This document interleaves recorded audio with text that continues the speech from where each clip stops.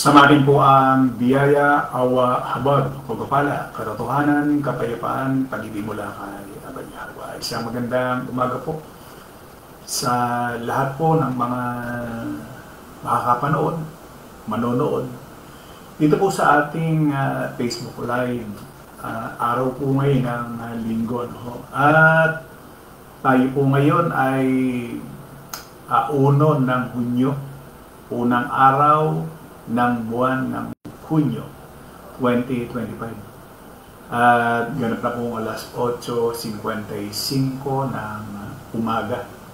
Ito po sa atin sa Pilipinas.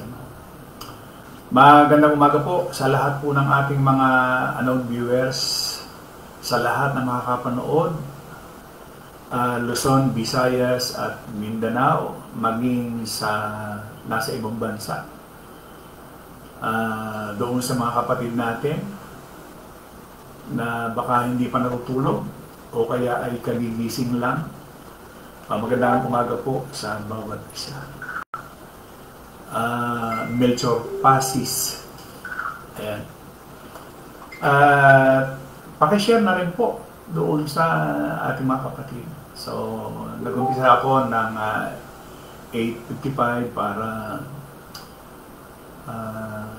makabati at mabanggit yung pangalan ng ilan nating mga kapatid. So, meron tayong 4 na viewers. Ayan.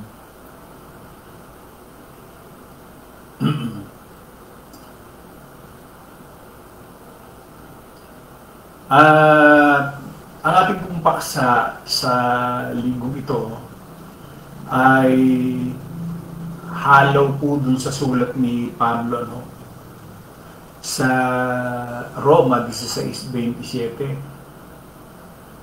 Ang nakalagay ho dyan ay sa isang Diyos na sa lahat ay ganap ang karunungan, sa Kanya iukol ang karangalan, magpakailanman sa pamamagitan ni Yahweh siya nawa. Ayan. Brad Noli Tungkua, Emiliano Umali, Juliet Umali. Ayan. So, sakto yung 4 na viewers.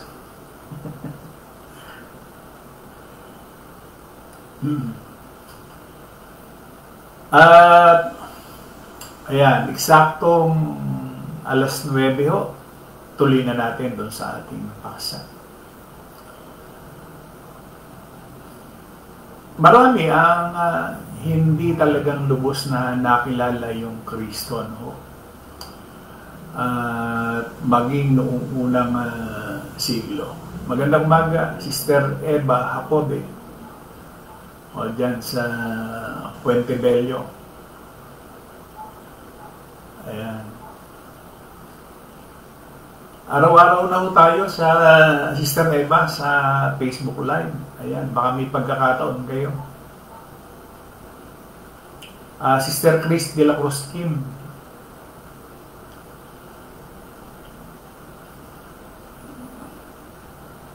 Sister Ging Makar.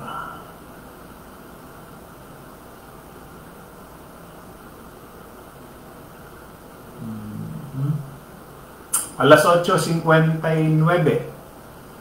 na yung ating oras. Brad Sam Rotoni, magandang umaga. Fortunato Juarez. Ayan. So, marami ang hindi nakakilala talaga doon sa Kristo noong unang siglo. At pagmula doon sa unang siglo hanggang sa panahon natin ngayon ay marami pa rin talaga ang hindi nakakilala, kumilala doon sa Kristo ng banal na kasulatan. Bagamat napakaraming Kristong lumitaw, yung Kristo ng banal na kasulatan ang ating pong tinutukoy. Sister Cristina Juarez, magandang umaga. So, eksaktong alas 9 na, So, huli kong nabanggit, Sister Cristina. Ayan.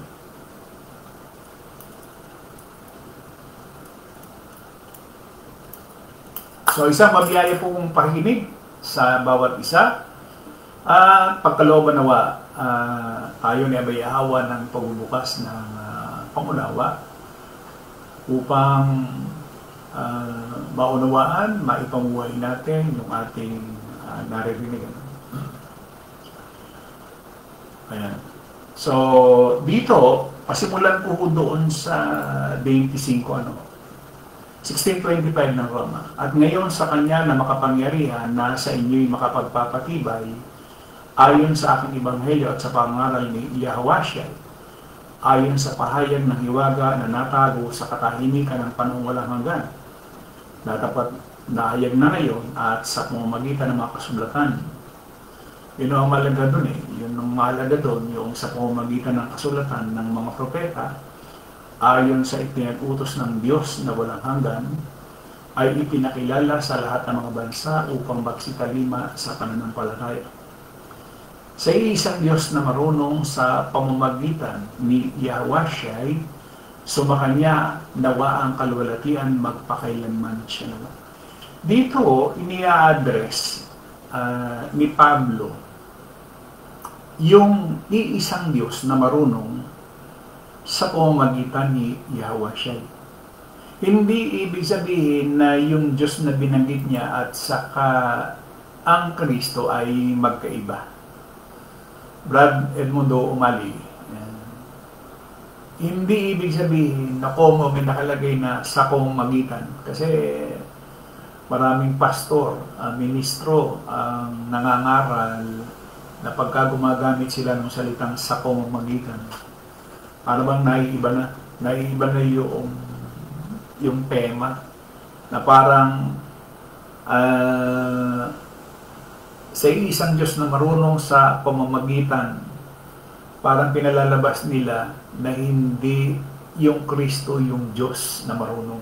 Yung iisang Diyos na marunong ay hindi yung Kristo, kundi ang wika yung Ama. So yun doon pa lamang sa talatang yun, makikita na natin yung para bang mas may dulong pa yung mga ministrong sa katutubo ay isang sinungaling. Yung mga pastor na ang katutubo ay isang sinungaling. Di ba? Ang katutubo kasi ng isang tao ay sinungaling base dun sa Roma 3, no? Walang matuwid, wala kahit siya. Pero kung magpaliwanag sila, daig pa nila, parang sila yung marunong at yung si Pablo na sumulat na kinasihan, pinagkalooban ng karunungan para isulat yung mga bagay na yun, parang mas marunong pa sila. Pero meron lamang isang sitas na ang wika doon nakalagay dyan, sa isang Diyos na marunong sa pamamagitan ni Yahweh. Ang konklusyon nila, yung iisang Diyos na marunong, yun yung Ama. At sa pamamagitan ng Kristo, kaya kumbaga, sinugo. So pinaghihiwalay nila at talagang gusto nila paghiwalayin. Yan. So dahil doon lamang doon sa word na pamamagitan. No? Ano ba yung pamamagitan? Sa Greek po yan kasi is dia. A primary preposition o pang-ukol denoting the channel of an act. Ito daw ay nagsasaad ng the channel of an act, truth, sa pamamagitan.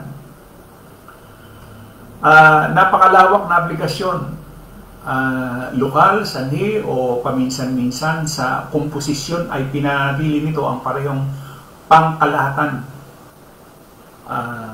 General import, after, always, among, at, to avoid,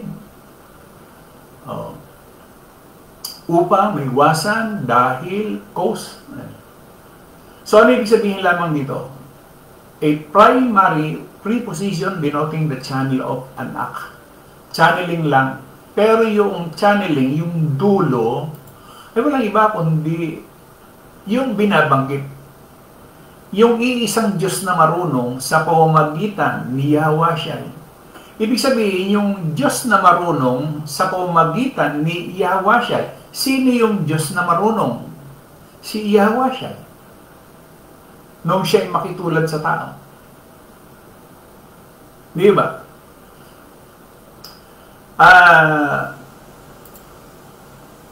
Halimbawa, doon sa Juan 1:10, siya ay nasa sanlibutan at nilikha ang sanlibutan sa pamamagitan niya. Siya ay nasa sanlibutan, nilikha ang sanlibutan sa pamamagitan niya. Ibig sabihin, kung wala siya, walang nalikha. Brad Fernando Pronebo Avillera, Melchor Pasi, Sister Elizabeth Benz. Ayan. Kung wala ho yung Kristo, walang nalikha. Pero sa relihiyon, hindi baling wala ang Kristo. Wag lang yung Ama na hindi nila kilala. Yung Diyos, yung Ama. Kaya nga pagka sinugsog mo na yung aral at doktrina ng mga reliyon, makikita mo na yung lahat ng butas. Makikita mo, marami ho kasing relihiyon, sekta, ang nagpalaganap talaga ng kasinungalingan. Katulad ng aral na Trinity. Ibig sabihin, pag salitang Trinity, tatlo yun. Iba yung Diyos, iba yung Anak, iba yung Espiritu. No? Brad Carlo Roll, magandang umaga. So, ibig sabihin lamang, truth channeling, ibig sabihin, sino yung Diyos sa iisang Diyos na marunong sa pamamagitan ni Yahweh Shai?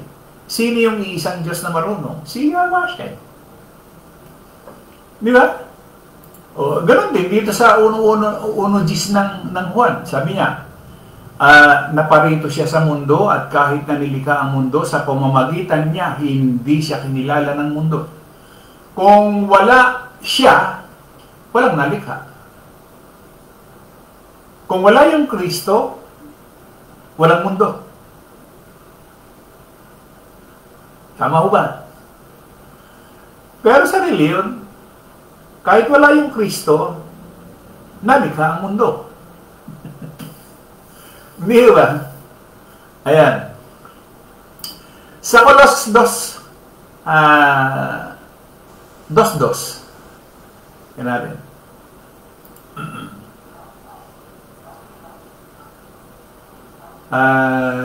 MSD. Ito'y upang lumakas ang kanilang loob at magbuklod sila sa pag-ibig. Nang sa gayon, makanta nila ang lahat ng mga kayamanan na nagbumula sa buong katiyaan ng pagkaunawa upang kanilang makilala ang hiwaga ng Diyos sa makatwid ay si Kristo. Yun daw hiwaga ng Diyos sa makatwid ay si Kristo. Yung wordings na ginagamit ko doon, makilala yung hiwaga ng Diyos sa makatwid bagay si Kristo. Yung Diyos, si Kristo.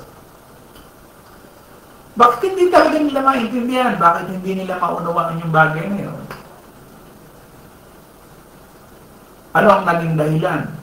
Wala ko kasing nagbukas ng pag-unawa.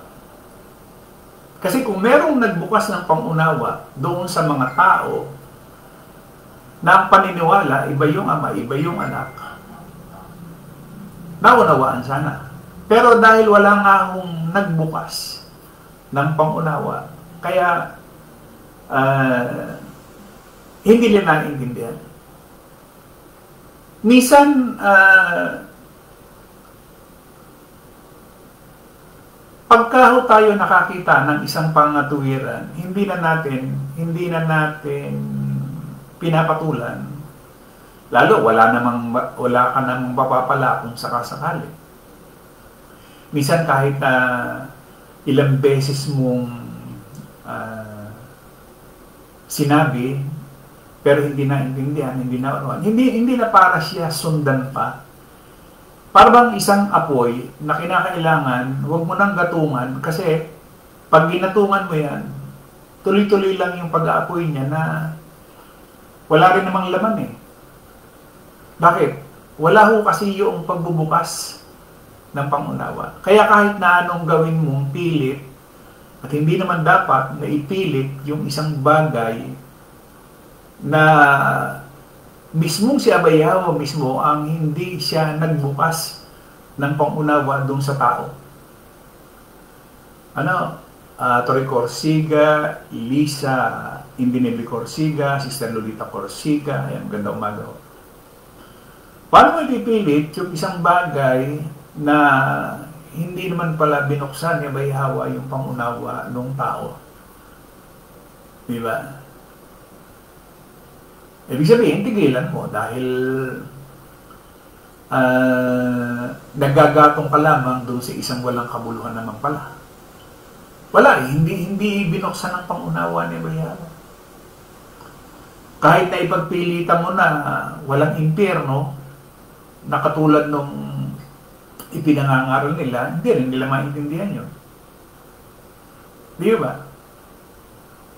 So, hindi na dapat. Kasi tingnan ninyo, yung aking binasa, sabi niya, ito'y upang lumakas ang kanilang loob at mabuklod sila sa pag-ibig ng sagriyan, makamtan nila ang lahat ng mga kayamanan na nagmumula sa buong katiyakan ng pagkaunawa upang kanilang makilala ang hiwaga ng Diyos sa makatwid ay si Kristo.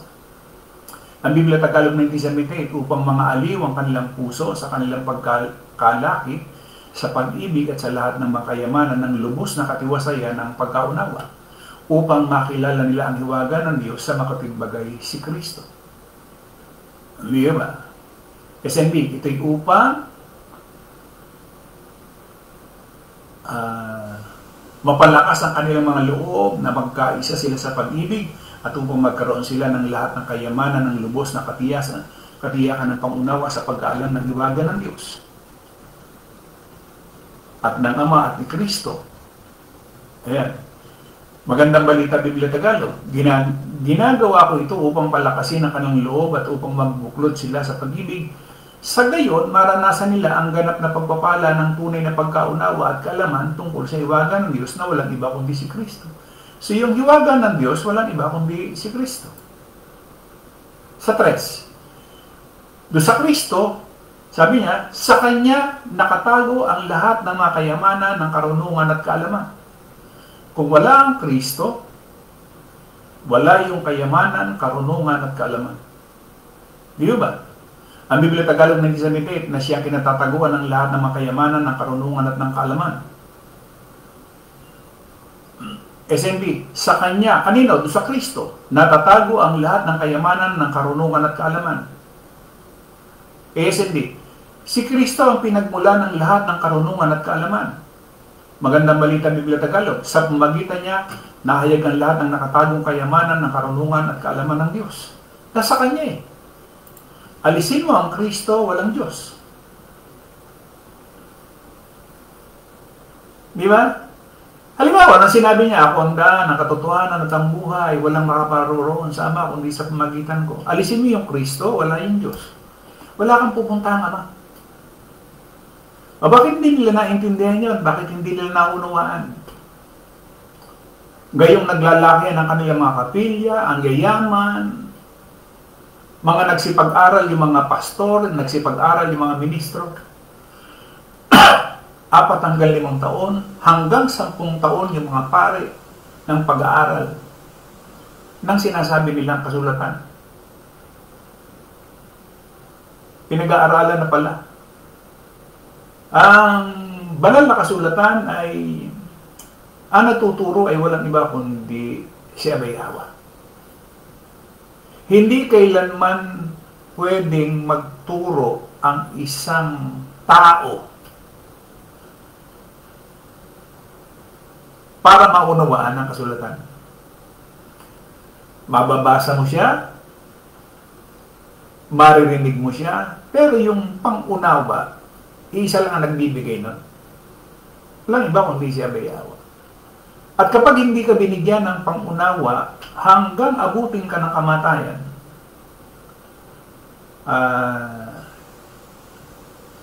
wala na. Kasi hindi ka binigyan ng pangunawa.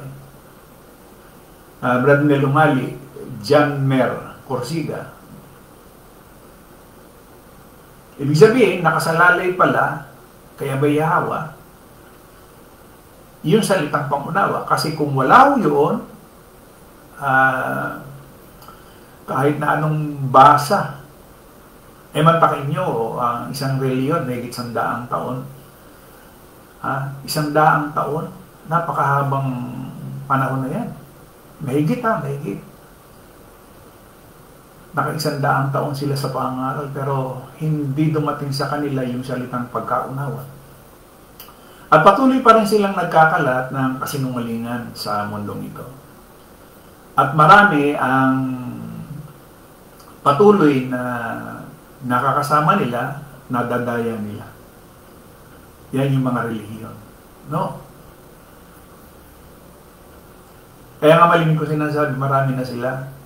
Kung marami na sila, huwag na tayo maging kaisa doon sa pandanaya nila. No? O halimbawa pa, dito sa Judas 1:25, sabi niya, sa isang Diyos na ating tagapagligtas sa pamamagitan ni Yahushai, ating Panginoon, sa Kanya ang kalwalatian. Kanino? Kay Yahushai. Karangalan, kapangyarihan, kapamalan, bago pa nagsimula ang panahon, ngayon, kailanman siya nawa. Yung iisang Diyos na yon, siya yung tagapagligtas sa pamamagitan, true,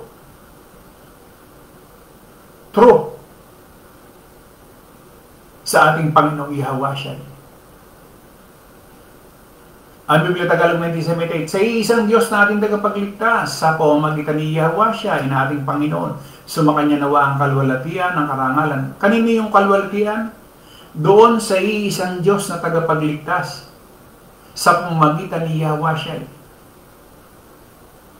Sumakanya ang kalwalatian, karangalan, paghahari, kapangyarihan, sa kaunahan ng panahon, ngayon magpakailanman siya naman.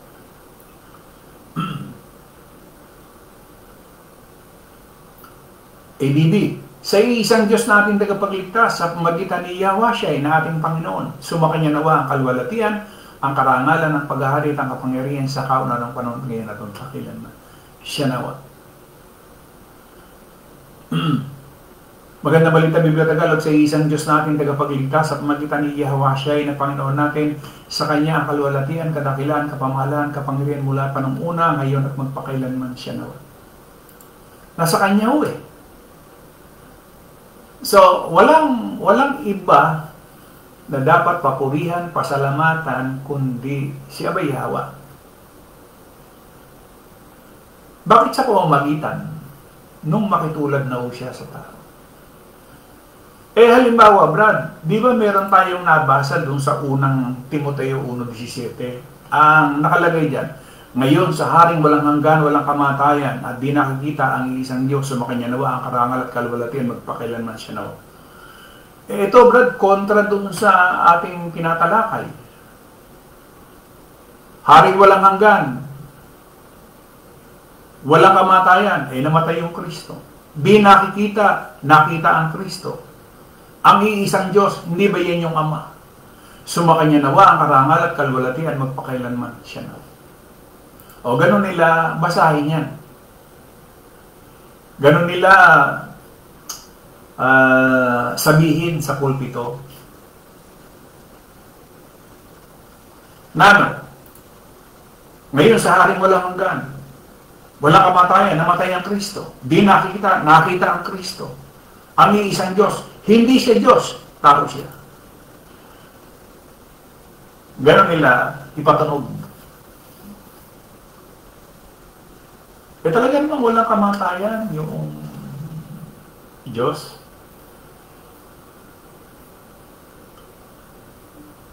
Wala naman talagang kamatayan siya. Alin ba namatay? Base dito sa Hebreo 15, sabi niya. Kaya't nang dumating si Kristo sa sanlibutan, sinabi niya, alay at handog, hindi mo kinalugdan, ngunit ipinaganda mo unang isang katawan. Ang Biblia Tagalog na disabilitad, kaya pagpasok niya sa sanlibutan, sinabi, hain at handog, hindi mo ibig, ngunit isang katawan ang sa akin na inihanda mo. Maganda balita Biblia Tagalog, dahil diyan ang si Kristo ay naparito sa daigdig, sinabi niya sa Diyos, ang mga pang-alay, pati mga handog at mga hayop na handang sunugin, hindi mo na ibig sa dambana at dalhin. Hindi mo kinalugdan ang mga handog na sinusunog at mga handog upang pawiin ang kasalanan. Kaya inihanda mo ang aking katawan upang maging handog. Alin namatay? Yung katawan na inihanda. Walang kamatayan yung Diyos sapagkat siya ay Espiritu. So tatandaan natin ang sinasabi ng kasulatan, ang Diyos ay Espiritu at yung Espiritu na yun nakitulad sa tao. Inihanda yung katawan para mamatay, para tubusin ang mga banal sa kasalanan. Hindi lahat ng tao. Kasi hindi naman lahat ng tao maliligtas. Diba? Kung halimbawa, Brad, yung mga taong hindi tumanggap sa Kanya na bilang Diyos, ano ang mangyayari? May hatol na. Ano ang naging hatol? Kamatayan. Bakit? Bali bang makilala mo na ako ay siya, 8:24 ng Juan, mamamatay kayo sa inyong kasalanan. Ibig sabihin, daladala mo yung kasalanan na yun. Sa hindi mo pagkakilala, bilang siya yung Diyos, bilang siya yung Ama, kamamatayan mo yung kasalanan na yun. Ano ang kasalanan? Yung hindi mo siya kinilala bilang Diyos, bilang Ama. Kamamatayan mo yun.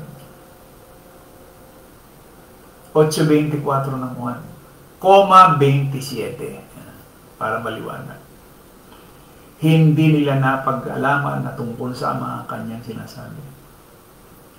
Ang daming sita sa banal na kasulatan na ipinakilala niya kung sino yung sarili niya, ipinakilala niya yung Ama kung sino. Ang ginagawa lamang ng mga pastor, ministro na kontra doon sa kanyang sinasabi ay siyempre puputulin. Halimbawa, alin ang isang katunayan na pinutol nila? Ito yung nakalagay doon sa Juan 17. Sabi niya dito, sa 3. At ito ang buhay na walang hanggan na ikaw ay makilala nila na iisang Diyos na tunay. Putol na ho yun. Ayaw nilang idugtong at siyang iyong sinugo sa makatigbagay, si Yahweh o Kristo. Ipinakilala niya, sabi niya, ito ang buhay na walang hanggan, na ikaw ay makilala nila na iisang Diyos na tunay. At siyang iyong sinugo sa makatigbagay, si Yahweh. Bakit nila pinutol? Kasi nga, kung hindi nila puputulin, kontra doon sa kanilang aral. Biro mo, 100 taon na nangangaral sila. Tapos doon sa sitas na yun, yun palang Kristo, yun pala yung iisang Diyos na tunay. Biro ba?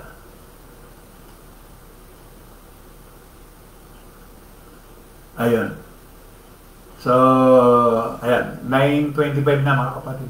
So, sana ho, nagbukas si Abay Yahweh ng pangunawa sa lahat ng aabutin nitong ating ginawang pangangaral doon sa sulat ni Pablo sa mga taga-Roma. So, maliwanag naman Maliwanag ito doon sa mga binuksan. Pero kung ikaw ay nananatiling hindi binuksan. Kasi iniisip nila yung salitang pagbubukas.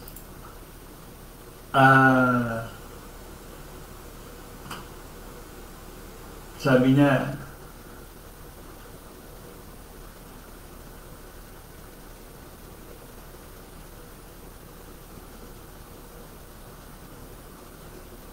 doon sa 24:45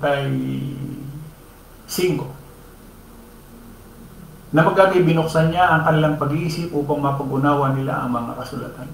Ito ho, itong sitas na ito, kapag hindi ho nangyari sa isang nakikinig at sa isang nagbabasa, yung pagbubukas ng pag-iisip, pamunawa,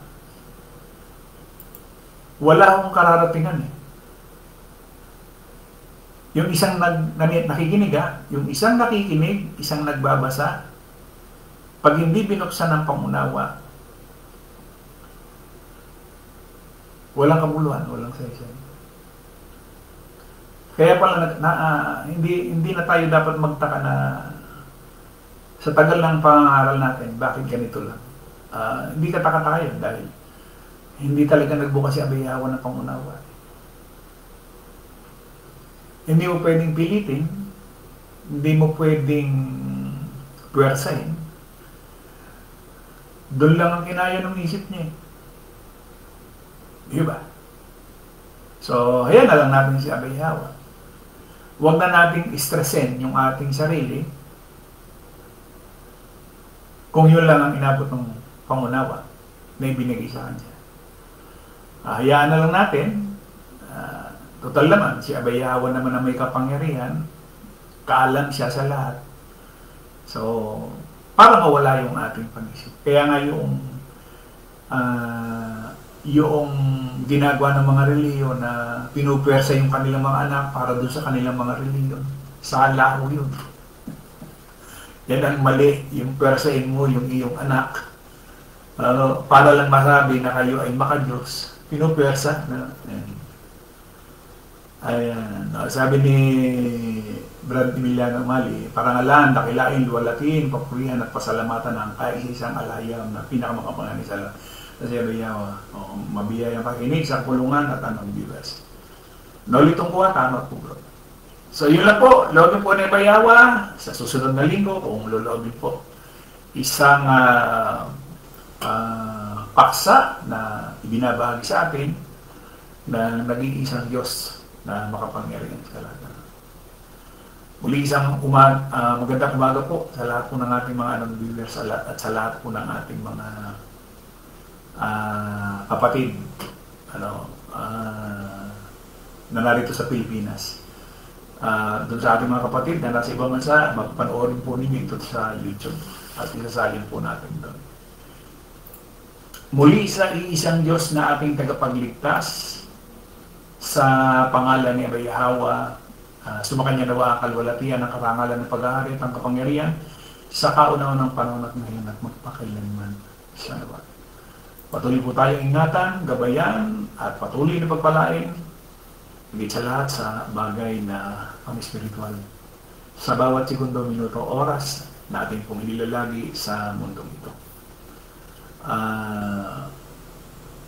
Muli isang magandang umaga po at maraming salamat kay Abayawa sa buhay na ibinahagi pa sa bawat isa. At ganoon din sa ating mga mahal sa buhay.